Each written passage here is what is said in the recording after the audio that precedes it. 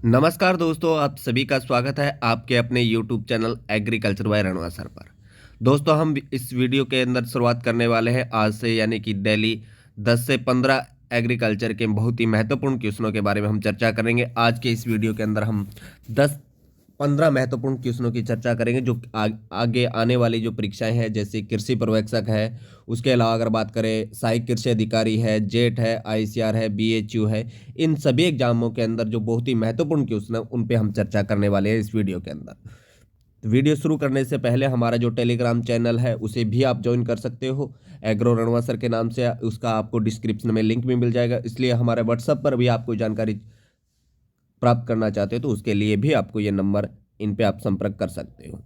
मेरे नाम की बात करूँ तो मेरा नाम दोस्तों राम आरसी रणवा है और हमारा यूट्यूब चैनल वो एग्रीकल्चर बाय रणवा सर के नाम से है।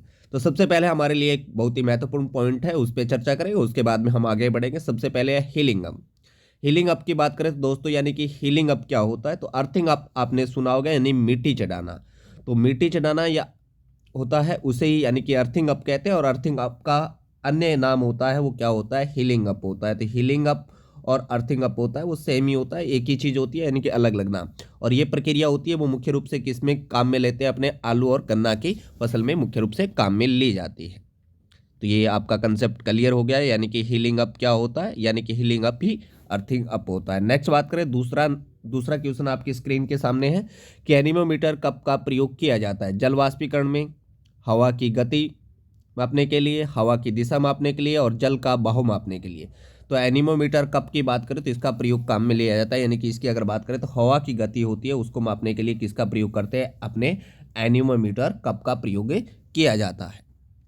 नेक्स्ट बात करें दोस्तों, नेक्स्ट आगे, तो यानी कि हमारे पास एनीमोमीटर देख सकते हो, ये आपको एनीमीटर है, और यहाँ पर ये जो कटोरी नुमा संरचना दिखाई दे रही है इन्हें क्या कहते हैं, कप कहते हैं। तो ये एनीमीटर कप होता है और इसका प्रयोग हम हवा की गति मापने के लिए काम में लेते हैं। उसके लिए आपको कुछ एक महत्वपूर्ण पॉइंट भी याद रखना है। क्यूसेक, क्यूसेक ये पानी के बहाव को मापने की इकाई होती है, यानी कि क्यूसेक में पानी के बहाव की मापने की जो यूनिट होती है वो क्या होती है, क्यूसेक होती है। एक क्यूसेक का अर्थ होता है प्रति सेकंड, यानी प्रति सेकंड एक घन फुट पानी का बहाव। और इसे सामान्य हम बताना चाहेंगे तो यानी कि लीटर में अगर मापेंगे तो ये हम कह सकते हैं, यानी कि एक क्यूसेक का मतलब हो जाएगा 28.31 लीटर। ठीक है, यहाँ तक आपको क्लियर होगा। अब आगे चलते हैं नेक्स्ट क्वेश्चन पर। नेक्स्ट क्वेश्चन है हमारे पास, केंद्रीय कृषि इंजीनियर संस्थान की स्थापना किस वर्ष हुई थी, यानी कि केंद्रीय इंजीनियरिंग संस्थान की स्थापना है वो किस वर्ष हुई थी। तो इसकी अगर बात करें दोस्तों, इसकी स्थापना हुई थी 1976। आप सभी को कमेंट बॉक्स में बताना है कि ये केंद्रीय कृषि इंजीनियर संस्थान है वो कहाँ पर स्थापित किया गया था। इसकी स्थापना 1976 में हुई थी।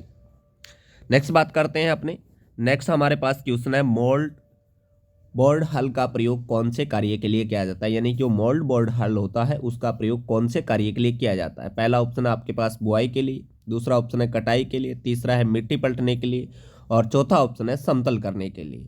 तो अगर बात करें, इस मोल्ड बोर्ड हल का प्रयोग किया जाता है मिट्टी पलटने में, यानी कि मिट्टी को पलटने में मोल्ड बोर्ड हल का प्रयोग किया जाता है। आप हमारा टेलीग्राम चैनल भी ज्वाइन कर सकते हो, यानी कि एग्रो रणवा सर को भी ज्वाइन किया जा सकता है, जिसको डिस्क्रिप्शन में आपको लिंक मिल जाएगा। नेक्स्ट क्वेश्चन पे बात करते हैं दोस्तों, कैथली किस फल वृक्ष की किस्म, यानी कि कैथली है वो कौन से फल वृक्ष की किस्म है। कृषि पर्यवेक्षक 2013 के अंदर ये क्वेश्चन पूछा गया। ऑप्शन आपके पास, पहला आम, दूसरा अंगूर, तीसरा संतरा, और चौथा बेर। तो कैथली है वो एक क्या है, बेर की किस्म है। कैथली है वो कौन से फल की किस्म है, बेर की किस्म है, जिसको मुख्य रूप से हरियाणा राज्य में व्यावसायिक स्तर पर उगाया जाता है, यानी कि कैथली किस्म को हरियाणा राज्य में मुख्य रूप से व्यावसायिक स्तर पर उगाया जाता है। कैथली यानी कि हरियाणा का कैथल जिला है वहां से विकसित की गई, इस कारण इसका नाम क्या पड़ गया, कैथली। नेक्स्ट बात करते हैं, किस औषधीय पौधे का उपयोग रेचक के रूप में किया जाता है, यानी कि कौन सा मेडिसिनल प्लांट होता है, which medicinal plant is used as laxative. यानी कि अगर बात करें तो इसके अंदर हमारे पास पहला ऑप्शन है सनाई, दूसरा है तुलसी, तीसरा है सफेद मूसली, और चौथा है गिलोय। तो अगर बात करें इनमें से, तो मुख्य रूप से अगर बात करें, इनमें जो सनाई होती है उसका प्रयोग किया जाता है, यानी कि एक रेचक के रूप में प्रयोग किया जाता है किसका, सनाई का।